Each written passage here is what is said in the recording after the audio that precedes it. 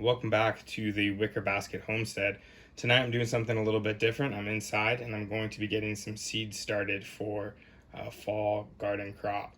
So far I've filled up some containers with dirt and I've used my spray bottle to get the dirt just a little bit moist. And now I'm going to go ahead and start planting. So first up in the back here, I'm going to be planting some tomatoes.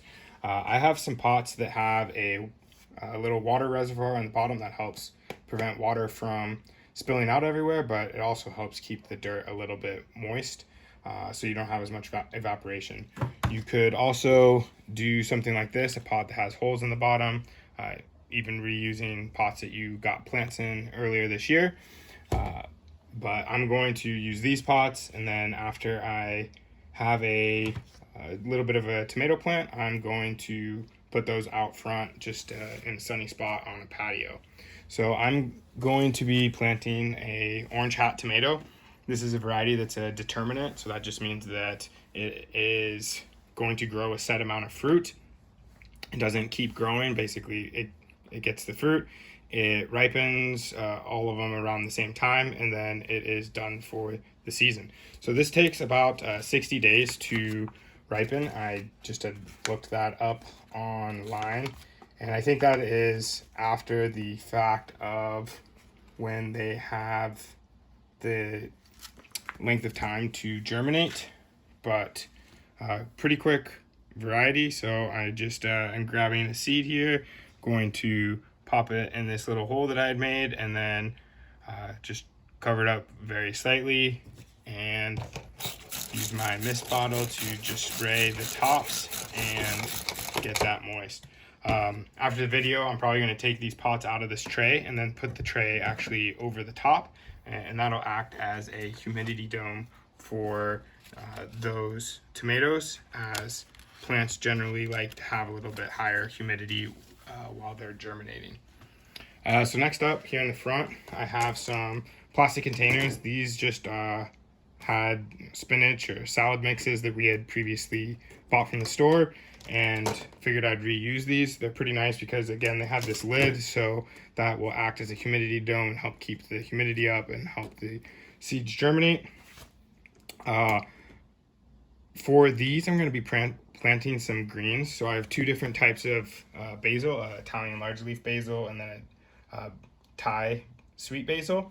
And then lastly, I'll be planting a Swiss chard. And with these, I'm planning on starting them inside. And in a few weeks, once I have a little bit of growth, after they germinate, I'll take them out and actually transplant them into the garden. So these ones, I don't care as much about the containers, reusing something I had on hand. And so yeah, I'll go ahead and start planting. First up with the Swiss chard. Just going to get a handful of seeds and sprinkle them out inside. I'm going to space them a bit and plant maybe half a dozen to a dozen seeds, not really being too careful, just throwing them in there. Again, I'm going to water, spray them down, and as I do, I'm going to just, some of these that I can see, poke down a little bit into the dirt. Nothing too fancy, super easy. So like I mentioned, I'm going to be transplanting these outside, and so I'm not too worried on the depth. Really, realistically, maybe not Swiss chard because it has a deeper taproot, but on like a lettuce or basil, if I wanted to just grow this in a front window, I could. I would just want to plant those maybe a little less dense if I'm trying to grow out to a full-size plant.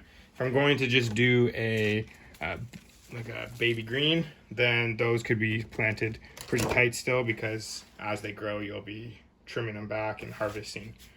So next up, I have the Thai sweet basil, and again, I just have, these seeds are pretty small, but I have a little handful, and I'm going to just sprinkle these around in here. And the thing that is great with basil, I've actually grown some of the Italian large leaf inside for the past like 3 months. It's kind of gone to seed at this point, so it's not really great anymore for a harvesting daily, but I just had it in a front window. I do have some grow lights on it, but I was able to, in the morning if I'm making eggs or if I'm cooking something and I want to put some fresh basil on it, just go and cut off a couple leaves, and it's super nice to have fresh herbs inside that you can just be using in your everyday cooking. So yeah, I'm gonna go through after I turn off the camera and plant the last basil, but I'll give you an update in a week or two and just show you how things are coming along. Thanks for joining me.